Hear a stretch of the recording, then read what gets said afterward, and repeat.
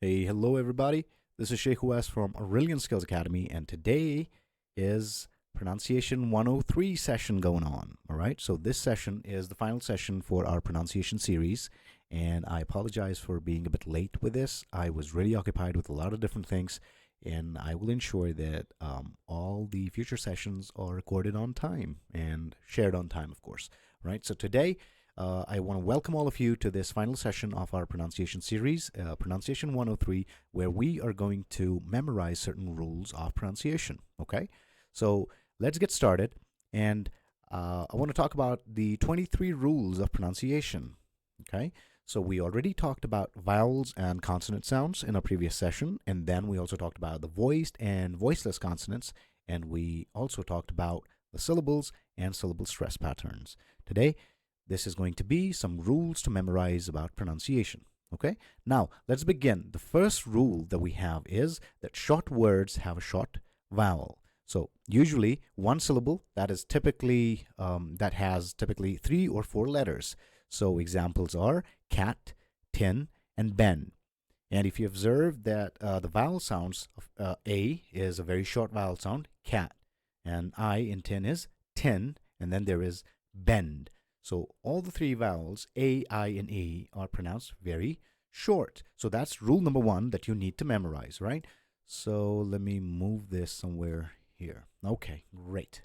Now, let's move on to rule number 2, which is 2 vowels, when they are side by side, create a long vowel sound. Okay, so the examples for this is meat. There is E and there is A right next to each other, so they create a long E sound. And the other example would be long A sound in plane. There is A and I right next to each other, so they create a long A sound. So plane. Similarly, a long O sound when you have O and A right next to each other. So it's a goat. That is the sound it makes, so it is a long vowel sound. Rule number 3. You need to keep vowels short before double consonants. So whenever there's a vowel that comes before a double consonant, right, it's always pronounced short.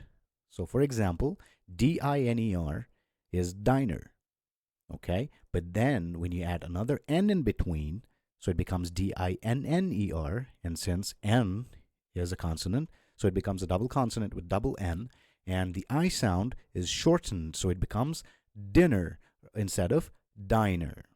Okay? So that is rule number 3. Now, rule number 4 is pronouncing double consonants as a single letter. This is true for the words that have 2 L's, or S, or F, or P, Z, D, or 2 C's. Okay? So they are pronounced as if they're singular, like in these words below. So the examples would be fuzz, ucker, and fluff. So double Z, double C, and double F, they are pronounced as a single consonant sound. Now, moving on is rule number 5. Rule number 5 is to pronounce double consonant T as a soft D. So for example, the word little, letter, right? So it's not little, it's little. It's not letter, it's letter. So double T becomes a soft D. So that's rule number 5 for you. Now let's move on to rule number 6. If you find an E at the end of a word, it's silent. Okay? E causes the vowel before it to become a long vowel. So there are 2 things we need to remember. Number 1 is E makes no sound at the end of it. So E is a silent letter at the end of a word. And second, that whenever there's a vowel before it, that vowel becomes long, elongated. Okay?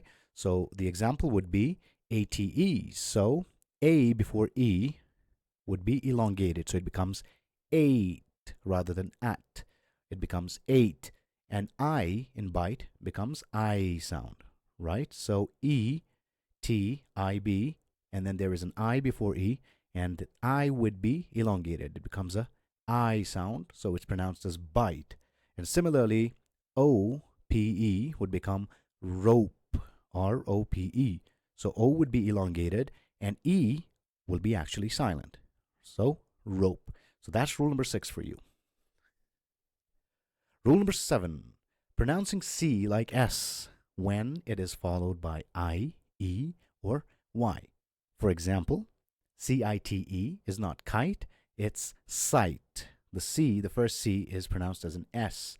Similarly, CENTURY is century rather than century.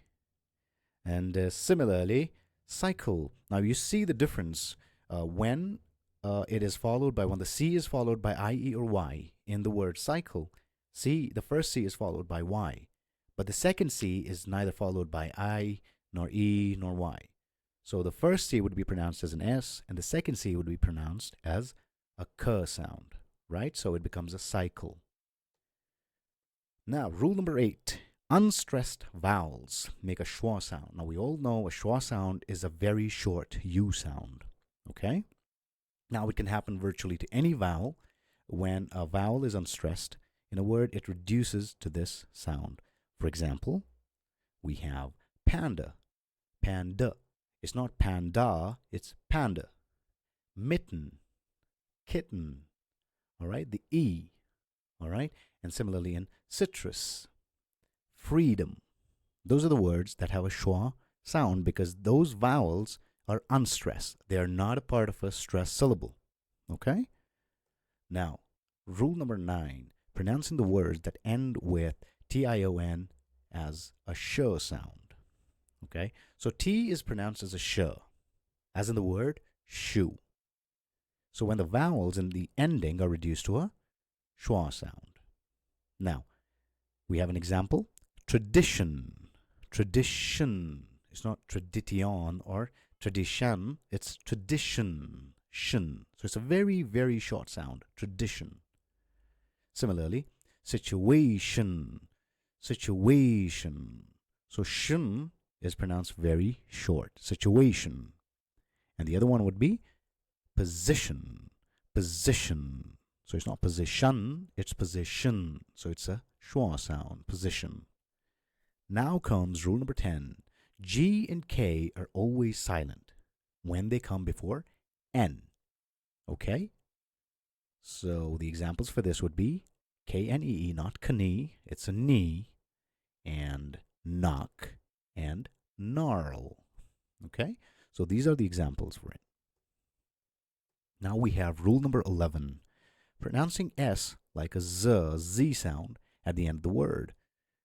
Now, we have to remember that any word that ends in an A, B, D, G, L, M, N, NG, R, DH, or V becomes plural, or you add an S to it. So what do I mean by that? This ES ending of plural words is also pronounced like a Z in buses. The first S is pronounced as a S sound, but the other one at the end of the word is pronounced as a Z sound. So it's buses. So we have moms, kings, theirs. Okay? Now you have to remember that. And then there is Michael's, James, right? So zzz, we say James's, okay? And then that's rule number 11 for you. So we have rule number 12, which is pronouncing S like a Z between two vowels. So whenever there are two vowels and there is an S in between of them, we pronounce that as a Z. Okay, so for example, phase. You see an S between A and E, so there are two vowels surrounding S. So this S sound is pronounced as a Z sound. Similarly, music and please. Now, there are some exceptions. So the exceptions would be the word goose, okay, Goose. So even though the S is surrounded by O and E, the S sound will still stay S, not a Z. And similarly, the word chase. They're not geese or goose, rather. It's a goose. And it's not chase, it's chase, right? So it still remains the S sound. So that is your rule number 12. Now, coming on to rule number 13, pronouncing X like a GZ sound before a stressed syllable. Now, we need to understand that X usually makes a KS like X sound, as in taxi or intoxic, right? But this sound is only in unstressed syllables. For stressed syllables, when X comes before a stressed syllable, it makes a GZ sound. So the example would be example, just as I said, or examine. And similarly, exist. Now, we have rule number 14, pronouncing X like a Z at the beginning of a word. Now, this pronunciation happens almost exclusively at the beginning of words, unless you're saying the word X-ray. Okay? X-ray is like X, E-K-S, X. Now, the word xylophone has an X at the beginning, so you pronounce it with a Z sound, xylophone. Then you have xenophobia, right? And if you're an Aliens franchise fan, you might say xenomorph, okay? So that's rule number 14 for you. Now we have rule number 15. The curious case of Y is a consonant and a vowel at the same time, right? But at the beginning of a word or a syllable, it's a consonant. But at the end of a word or a syllable, it's a vowel, okay? It has many pronunciations then. Now, it is usually pronounced with a long E sound. For example, young, you, beyond, okay? But when it comes at the end of a word or a syllable, it becomes a vowel. So, for example, quickly, ability, fly, right? Single syllable word is fly. Gym, middle of the syllable, right? You get that Y in the middle of the syllable, so it becomes a vowel. Okay, so it's a gym. And then play, it's combined with an A, so it becomes an A sound. A-Y, play. Okay, so that is rule number 15 for you. We're going to move to rule number 16. Past tense endings aren't always pronounced as D. Okay, it's very interesting. Pronounced as D for the verbs that end in voiced consonants. So when there is a consonant that is ending a word, and then you're trying to have a past tense of it, it is pronounced as D. So for example, rolled, rubbed, revved. Okay, so VV, that's a voiced consonant, B is a voiced consonant, and double L is a voiced consonant as well, right? But it is pronounced as a T for the verbs that end in voiceless consonants. So kicked, kicked, flopped, huffed. All right, so it becomes a soft T sound. Now, it is also pronounced as ID, id, right, for the verbs that end in A, T, or D. So, for example, fitted, fitted. So there's a I sound at the end of it, right, before the D. Fitted, skidded, or maybe naked, right? So those are the words that are pronounced with an id for past tense. Okay. Now, rule number 17. Sometimes H is silent. Now, there are a few words we pronounce in the word as if there is no H at all. So for the following words like honor, right? If you remove the H, it will still spell honor, O-N-O-R. Obviously, it'll be wrong to say that. Then hour, okay, or air. Now that's rule number 17. So rule number 18 is pronouncing OO as a short U when it's followed by K. So obviously the OO combination is pronounced with a long U sound, right? Like in school or doom, right? Or broom. But sometimes a short U sound is there for double O. This occurs when the double O is followed by a K. For example, look, book, cook, hook, etc. Right? And now, rule number 19. We pronounced I as a long E if it comes after C and in a stressed syllable. So, for example, usually EI is pronounced as a long A sound, all right, like in neighbor or wait. But there's an exception to this when EI follows a C and when the syllable is stressed. So, receive, fancies, all right? So that's when it becomes a long E sound. Now, rule number 20 is pronouncing S, Z, and G like a French speaker in specific words. Francais, now we're here speaking French. A rare sound is better to memorize the individual words because obviously it's going to be difficult to kind of make a rule for this. Now, when there's a word like this, seizure, it's a C, J. It's not a seizure or a seizure, it's a seizure. Then regime, garage. The G makes a French J sound, like je, for example, je m'appelle, right? And then there's another example, which is vision, measure. We normally pronounce it as major, but major is M-A-J-O-R. So this one right here is measure, je. So it's a je sound, all right? Now, there is rule number 21. OU has many pronunciations. We need to remember this, right? It's a very difficult thing to remember most of the time. But then, if it's combined with OUP, a long O sound is formed. For example, soup, group. Exception is coup, all right? And the exception word, C-O-U-P, P is silent, all right? So it's pronounced as coup. And then again, with O-U-L-D, a schwa sound is created. Would, could, should. Okay, so it's not should, it's should. So it's an sound, a short U sound.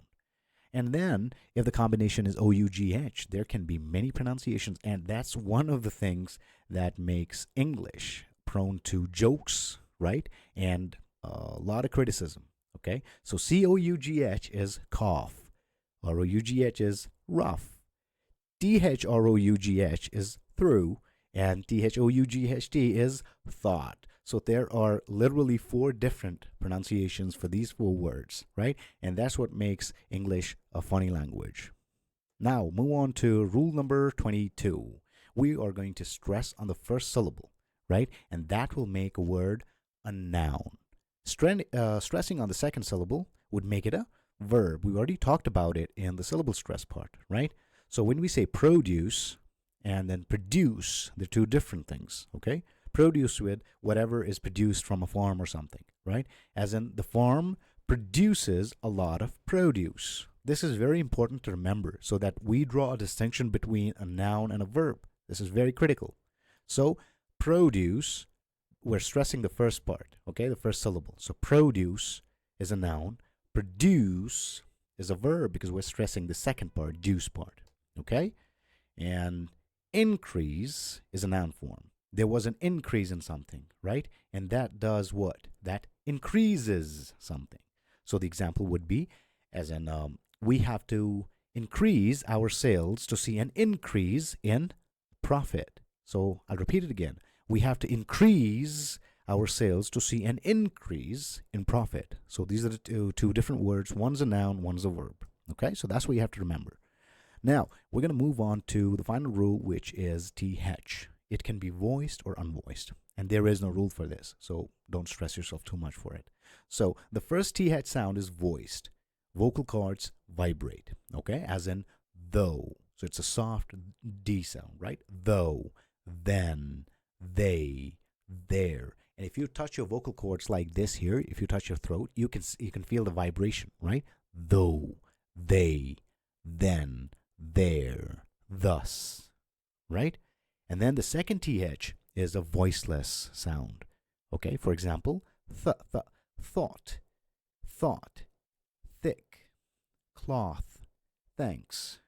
Right? So this is a very soft sound, and it does not vibrate your vocal cords. So this is what we need to remember when we are pronouncing TH. So when there is though, then, they, there, it's a voiced consonant, okay? It's a voiced sound. And then when it's thought, thick, cloth, thanks, it's an unvoiced sound. That's what we need to remember, and that is rule number 23 for you. Now, thank you very much, and I really enjoyed recording this session. If you want to learn more, get in touch with me, okay? You can scan this QR codes if you've got any questions. You can connect with me through LinkedIn, or you can follow Aurelian Skills Academy, right? Scan the QR code. It's going to take you to a page, and you will see all the pages that we have for social media. And I'm going to make sure that I put a lot of such content in the future out so that everybody can learn communication skills, right? Since Pronunciation 103 was part of the pronunciation series, which is a part of the communication skills learning, okay? So I hope you like the video, right? And you can give a thumbs up or subscribe to the channel if it's on YouTube, if you're watching this on YouTube, right? And then let's connect and let's try to learn more and more from each other, all right? Thank you very much, and you guys